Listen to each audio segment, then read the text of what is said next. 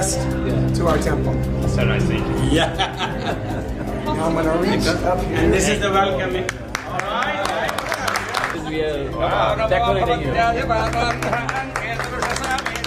आज हम बात करेंगे एरिक ट्रंप की, जो कि डोनाल्ड ट्रंप के बेटे हैं, लेकिन बाप की जीत की खुशी में ये चर्च नहीं जाते, ये जाते हैं हिंदू टेंपल और वहां पर जाके ये जी ऑरलैंडो में जी प्रार्थना करते हैं कि मेरा बाप जो है एक अच्छा प्रेसिडेंट बने और साथ साथ हिंदुओं के लिए हम काम करेंगे। आज पूरे दुनिया में अगर हिंदुओं की नरसंहार का बात किसी ने उठाया तो ट्रंप ने उठाया, जो एक स्टॉन्च कैथोलिक क्रिश्चियन है। हर जगह आप देखें 2024 में छोटी खबर हो या बड़ी खबर हो, हर जगह हाईलाइट क्या है जी, हिंदू, हमें हिंदू चाहिए, हिंदू चाहिए, हिंदू ब्रेन चाहिए, हिंदू इन्वेस्टमेंट चाहिए, हिंदू हिंदू हिंदू। 10,000 साल से जिस हिंदू को इग्नोर किया जा रहा था, 2024 में वो मुस्लिम हो, वो क्रिश्चियन हो, वो बौद्ध हो, वो पारसीज हो, वो कोई भी हो, उनको हिंदू ही क्यों चाहिए। और सुपर पावर तो मुझे लगता है कि हिंदुओं के दम से ही आगे बढ़ने की कोशिश करी है। और एकदम पूरे प्लेटफॉर्म पर खड़े होकर के अकेले कहा था कि I am a friend of Hindu और मैं हिंदू प्रथा और सिविलाइजेशन से बहुत आकर्षित होता हूं और मैं हिंदुओं की बहुत रिस्पेक्ट करता हूं, ये उन्होंने अपनी स्पीच में कहा था। तो ये कोई मतलब अचानक से आया हुआ चीज नहीं है। हिंदुओं ने एकदम वन साइडेड उनको वोट किया और ये बताया कि मैंने आपको चुना है, अब आप globally not only America, globally आप हिंदुओं को प्रोटेक्ट करेंगे आदरणीय प्रधानमंत्री के नेतृत्व में रहकर। और अगर तो मैं समझता हूं कि अगर ट्रंप सिर्फ उन्हीं को ही अप्रिशिएट कर रहे हैं हिंदूज को, तो मैं समझता हूं ये बायसनेस है, बायसनेस होनी नहीं चाहिए। पूरे ग्राफ को देखिएगा और हिंदूज तो वन साइडेड हिंदूज ने डोनाल्ड ट्रंप को वोट किया है। अब उसकी एक वजह आती है कि डोनाल्ड ट्रंप के अगर इतिहास को हम उठा करके देखें तो इतिहास ये बताता है कि 1976 में Donald Trump is the only person in America जिसने आइस्कॉन डिवोटीज को उनका पहला जगन्नाथ रथ यात्रा न्यूयॉर्क सिटी में ऑर्गेनाइज करने में मदद किया था। पहला, ये मैं आपको 1976 का बता रही हूँ। उसके बाद एग्जैक्टली उसके बाद फिर 9/11 का जो Pakistani puppet Osama bin Laden का जो एक बहुत बड़ा इंसिडेंट और एक्सीडेंट हमको एक आतंकवादी जो एक दुर्घटना हमको देखने को मिली थी, उस वक्त डोनाल्ड ट्रंप पॉलिटिशियन नहीं थे, वो एक नॉर्मल व्यक्ति थे और बिलियनियर थे, बहुत बड़े बिजनेसमैन थे, क्योंकि उन्होंने अपने ट्रेड और अपने स्टॉक मार्केट से अपने बिजनेस को स्टार्ट किया था। तो वो मुखर होकर के सामने आए थे और उन्होंने वहां पर छोटे जॉब करने वाले एम्प्लॉयमेंट, वहां के लेबर्स और वहां पर जो लोग उस दुविधा से गुजरे थे और एक मतलब हॉरर माहौल से, एक स्केरी माहौल से वो गुजर रहे थे, तो उन्होंने मुखर होकर के टेररिज्म ऑर्गेनाइजेशन और आतंकवाद के खिलाफ में बात किया था। हालांकि उनके ऊपर कई आक्रमण भी हुए थे कि तुम मुखर होकर के ऐसा कैसे बोल सकते हो, हालांकि तुम सिर्फ एक बिजनेसमैन हो, लेकिन तुम पॉलिटिकल भाषा कैसे बोल सकते हो। लेकिन उनका जवाब ऑन एन ओपन प्लेटफॉर्म यही था कि वो एक अमेरिका के सिटीजन है और एक बिजनेसमैन है, तो उनका ये कर्तव्य होता है कि अगर कोई टेररिज्म एक्टिविटीज अमेरिका में होगी तो वो प्रखर होकर के और मुखर होकर के इस बात को कहेंगे। उसके बाद फिर 2016 में उन्होंने एकदम पूरे प्लेटफॉर्म पर खड़े होकर के अकेले कहा था कि I am a friend of Hindu और मैं हिंदू प्रथा और सिविलाइजेशन से बहुत आकर्षित होता हूं और मैं हिंदुओं की बहुत रिस्पेक्ट करता हूं, ये उन्होंने अपनी स्पीच में कहा था। तो ये कोई मतलब अचानक से आया हुआ चीज नहीं है कि डोनाल्ड ट्रंप को क्योंकि हिंदुओं का 5.5 मिलियन हिंदुओं का वोट चाहिए था, तो इसलिए उन्होंने कह दिया कि बांग्लादेश में जो हो रहा है बारबरिक एट्रोसिटी और बारबरिक वायलेशन अगेंस्ट हिंदूज, हम उस पर बात करेंगे। नहीं, वो 1976 से हिंदुओं के प्रति उनका झुकाव और उनका सॉफ्ट कॉर्नर हमेशा से दिखाई दिया है। तो इसलिए हिंदुओं ने एकदम वन साइडेड उनको वोट किया और ये बताया कि मैंने आपको चुना है, अब आप globally not only America, globally आप हिंदुओं को प्रोटेक्ट करेंगे। ये निहायत ही इंपॉर्टेंट मुद्दे पे डोनाल्ड ट्रंप प्रेसिडेंट बन चुके हैं। डोनाल्ड ट्रंप इंडिया के फेवर में बात करते हैं, डोनाल्ड ट्रंप जो है मोदी से दोस्ती की बात करते हैं। लेकिन आज हम बात करेंगे एरिक ट्रंप की, जो कि डोनाल्ड ट्रंप के बेटे हैं, लेकिन बाप की जीत की खुशी में ये चर्च नहीं जाते, ये जाते हैं हिंदू टेम्पल और वहां पर जाके ये जी ओरलैंडो में जी प्रार्थना करते हैं कि मेरा बाप जो है एक अच्छा प्रेसिडेंट बने और साथ साथ हिंदुओं के लिए हम काम करेंगे। हर जगह आप देखें 2024 में छोटी खबर हो या बड़ी खबर हो, हर जगह हाईलाइट क्या है जी, हिंदू, हमें हिंदू चाहिए, हिंदू चाहिए, हिंदू ब्रेन चाहिए, हिंदू इन्वेस्टमेंट चाहिए, हिंदू हिंदू हिंदू। 10,000 साल से जिस हिंदू को इग्नोर किया जा रहा था, 2024 में वो मुस्लिम हो, वो क्रिश्चियन हो, वो बौद्ध हो, वो पारसीज हो, वो कोई भी हो, उनको हिंदू ही क्यों चाहिए। और सुपर पावर तो मुझे लगता है कि हिंदुओं के दम से ही आगे बढ़ने की कोशिश करी है। अब ये एरिक ट्रंप टेम्पल क्यों जाते हैं, हिंदुओं से क्यों बात करते हैं, और इनके फादर डोनाल्ड ट्रंप कहते हैं I love Hindu and I love India, और फिर कहते हैं कि India and Modi both are significant. सबसे पहले ये एरिक ट्रंप की क्या मिस्ट्री है, और बाप के बाद अब बेटा भी जो है सनातनियों से कनेक्ट हो रहा है और श्योरिटी दिला रहा है कि भाई हमारी गवर्नमेंट के अंदर ना अमेरिकन हिंदुओं का बड़ा ख्याल रखा जाएगा, मंदिर जा रहे हैं और बाकायदा तौर पर पूजा करते दिखाई दे रहे हैं। हमने तो आज से पहले अमेरिका में ये नजारे तो कभी नहीं देखे। शाला जी, सवाल हिंदू का नहीं है, सवाल ये है कि दुनिया में इस टाइम पर एक अजीब सी ताकत खड़ी हुई थी, वो शायद डिस्कस अब धीरे धीरे होनी शुरू हुई, लेकिन खड़ी हुई। उसका नाम है डीप स्टेट। दुनिया पर कंपनियों ने कब्जा कर लिया और वो इस लेवल पर कब्जा किया कि आप देखें कि गूगल, फेसबुक, इंस्टा, ये रॉकफेलर और न जाने बहुत रॉकचाइल्ड वगैरह इतनी कंपनियां थी और ये इतनी ऑर्गेनाइजेशंस थी कि उन्होंने एक एक करके पहले तो अपनी सरकारों को अपने कंट्रोल में किया, उसके बाद दुनिया भर की सरकारों को अलग अलग तरीके से कंट्रोल किया। तो एक तरफ तो हमारा जो ट्रेडिशन है, हमारा जो कल्चर है, मैं ये नहीं कह रहा सभी, उसमें जो पढ़ी लिखी कम्युनिटी और इस टाइम पर जो अमेरिका के अंदर कम्युनिटी है, वो इसका असर क्या हुआ। अमेरिका के अंदर जो हिंदू पॉपुलेशन है वो जस्ट 1% है, जस्ट 1%। और अमेरिका के अंदर जो डायरेक्ट टैक्सेस रिसीव होते हैं उसका 6% हिंदूज देते हैं, यानी टोटल पॉपुलेशन का 6 गुना कंट्रीब्यूशन है जीडीपी की। जय हिंद दोस्तों, तो जैसा कि पाकिस्तानी मीडिया चर्चा कर रहा है कि डोनाल्ड ट्रंप जैसे ही अमेरिका के राष्ट्रपति बनते हैं तो उनका बेटा हिंदू मंदिर पहुंचता है। हालांकि अब वो हिंदू मंदिर पाकिस्तानियों के हिसाब से तो भाई बहुत गलत कर रहा है, लेकिन हिंदुओं के हिसाब से बहुत अच्छा कर रहा है।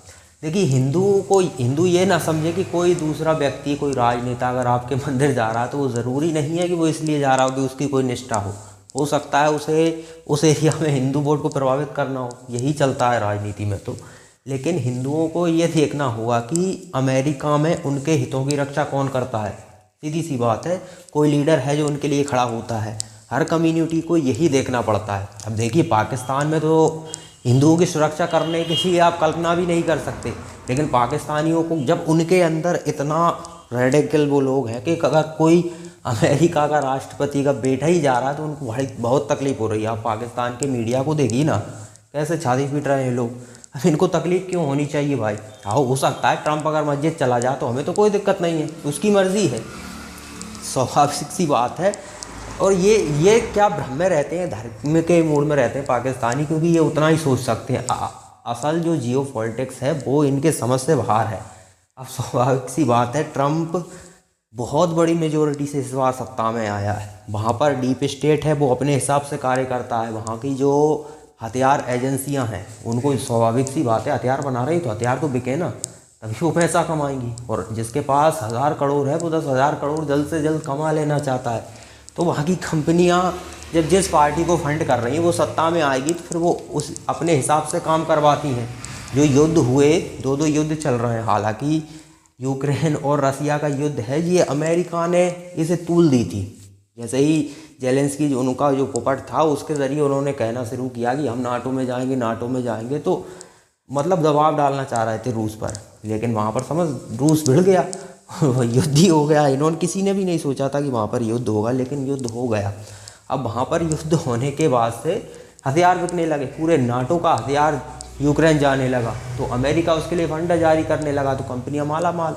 तो इस तरह से मतलब पब्लिक के लिए कुछ नहीं करना, फिर जो सत्ता में बिठाते हैं वो उनके लिए काम होते हैं, पब्लिक के लिए नहीं होते। हाँ, यहाँ पर मैं देखूँ भारत के लिए ठीक होता या नहीं होता वो बात की बात है। चुनौतियाँ पहले भी थीं, अभी भी हैं, लेकिन पाकिस्तान की नज़र से नहीं देखना आपको कि वो तो यहाँ जा रहा है, वो वहाँ जा रहा है।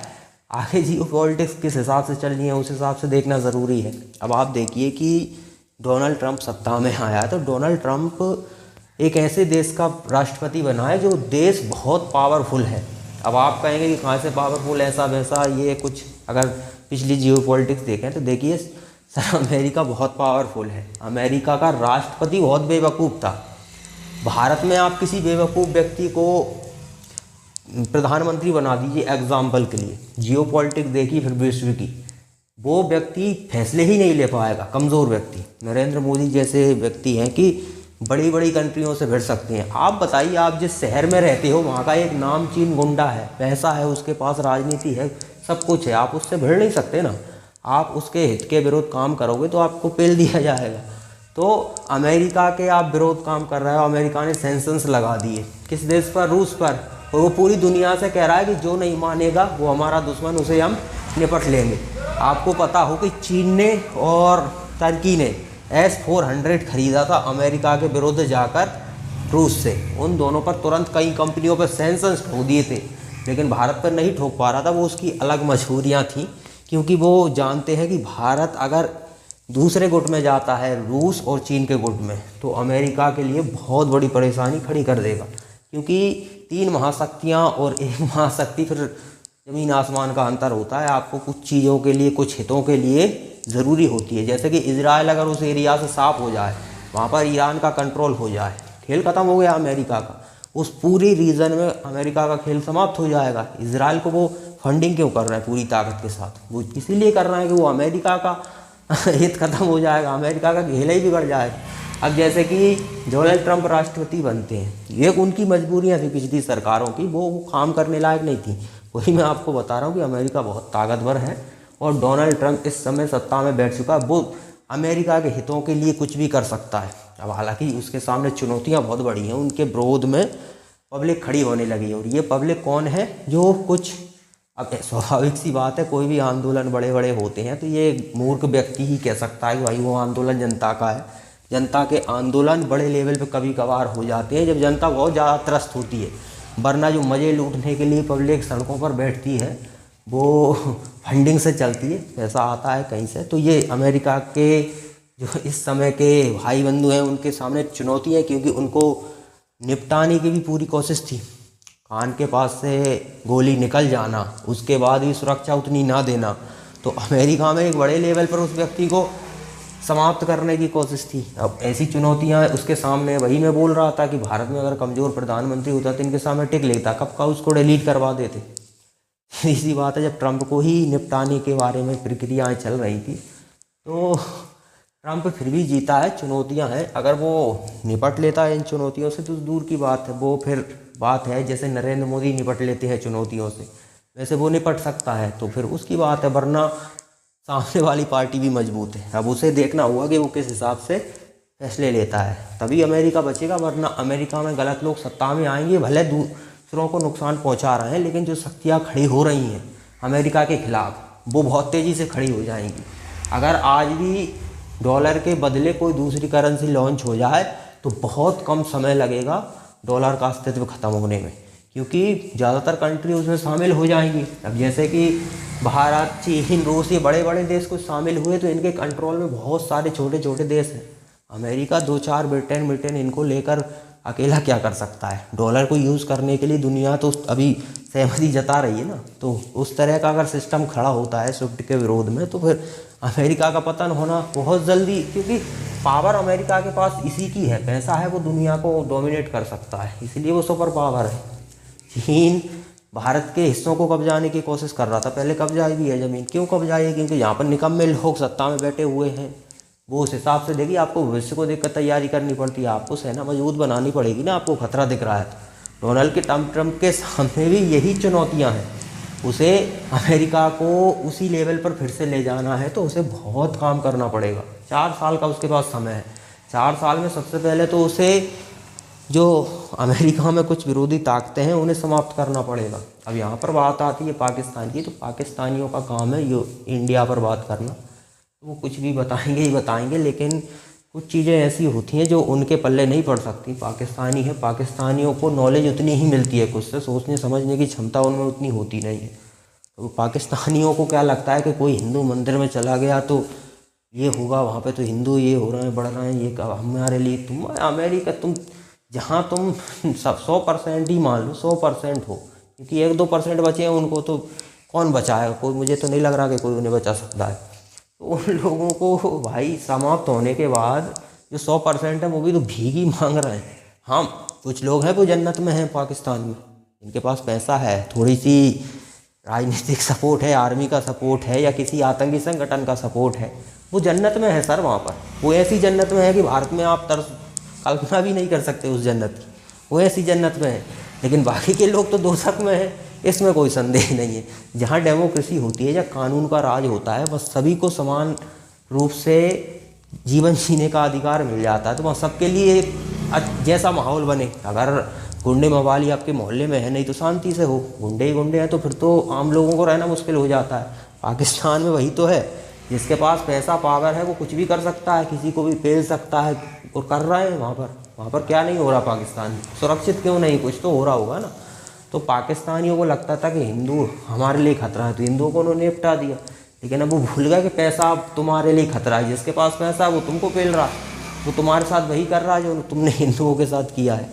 तो जो बोया है वो तुम काट रहे हो। पाकिस्तानी इस लेवल से ऊपर नहीं सोच सकते, उनमें इतनी क्षमता नहीं है कि वो ये कंपेयर कर सके कि अमेरिका का कोई व्यक्ति हिंदुओं के पास क्यों जा रहा है। सर, हिंदू किसी को पावर में बिठाएंगे तो हिंदुओं के पास वो आएगा। भारत में बीजेपी को आपने बिठाया है, हिंदू नहीं बिठाया है ना, तो वो उनके लिए काम कर रही है। स्वाभाविक सी बात है, 10 साल पहले चले जाइए आप, हिंदुओं को कहीं भी पेल दिया जाता था। कश्मीर जैसे बड़े बड़े कांड हो गए, किसी ने ची तक नहीं की, लेकिन आज उनके लिए कोई बोल रहा है छोटे से कांड पर, यानी कि वो हिंदू एकत्रित होकर कहीं किसी का समर्थन कर रहा है। और वो समर्थन अब उसका ज़रूरी नहीं है उसकी अपनी भावनाएं हो, वो या तो आपके वोट के लिए काम करेगा या फिर उसकी भावनाएं आपके धर्म से जुड़ी हो, ऐसा ही कुछ हो सकता है। तो पाकिस्तानी इससे ज़्यादा नहीं समझ